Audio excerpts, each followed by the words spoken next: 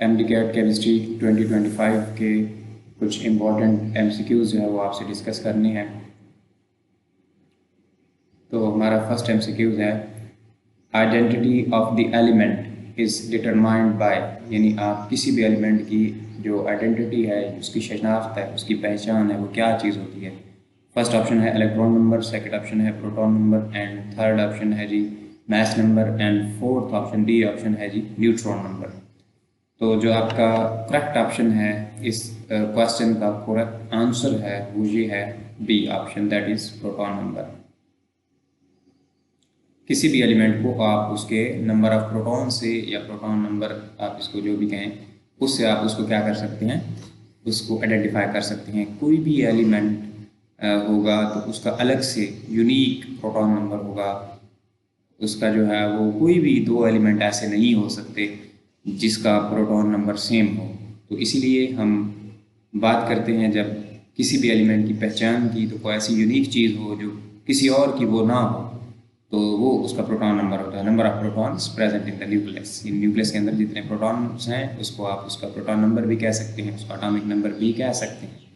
तो ये इसको हम जी से डिनोट करते हैं, ठीक है। इसका जो करेक्ट वो होती है, डिनोशन होती है, उसको हम जी से क्या करते हैं, डिनोट करते हैं। और जो जी है वो क्या होता है जी, प्रोटॉन नंबर होता है। और जी हर एलिमेंट के लिए यूनिक होता है, किसी भी दो एलिमेंट का ये सेम नहीं हो सकता। तो ये आइडेंटिटी ऑफ द एलिमेंट है। नेक्स्ट एमसीक्यू हमारे पास है जी number of moles of CH4 that contain 6 gram of the carbon, यानी CH4 जो मीथेन गैस है, इसके कितने नंबर ऑफ मोल्स में 6 ग्राम ऑफ द कार्बन मौजूद है। अब आप देख सकते हैं, इसका फार्मूला देखें तो इसका फार्मूला जो है वो CH4 है, यानी अगर इसका एक मोल होगा तो उसमें एक कार्बन मौजूद है, यानी उसके 12 ग्राम। कार्बन का मास कितना होता है, 12 ग्राम। तो उसने 12 को क्या कर दिया, 6 कर दिया, ठीक है। 12 को क्या कर दिया है, 6 कर दिया है, मतलब हाफ हो गया। यानी CH4 का के अंदर जो कार्बन थी उसके 12 ग्राम्स हैं। कितने ग्राम्स हैं जी, 12।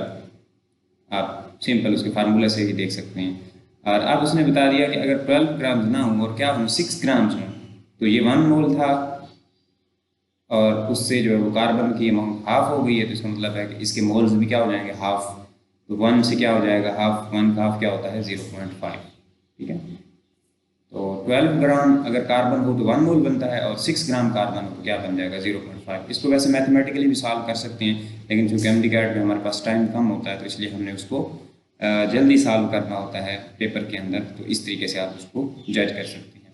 अगर इसका मैथमेटिकल सोल्यूशन देखें तो हम इजीली इस तरह कर सकते हैं कि कार्बन और मीथेन को कंपेयर कर लें आप। कार्बन जो है वो अगर 12 ग्राम होता है, मीथेन का 1 मोल होता है, ठीक है। मीथेन के 1 मोल में, यानी CH4 का 1 मोल है, तो उसमें आप देख सकते हैं एक कार्बन है और एक कार्बन का मास कितना होगा, 12 ग्राम।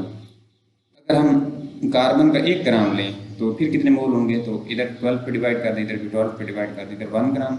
1 gram of carbon will contain 1/12 mole.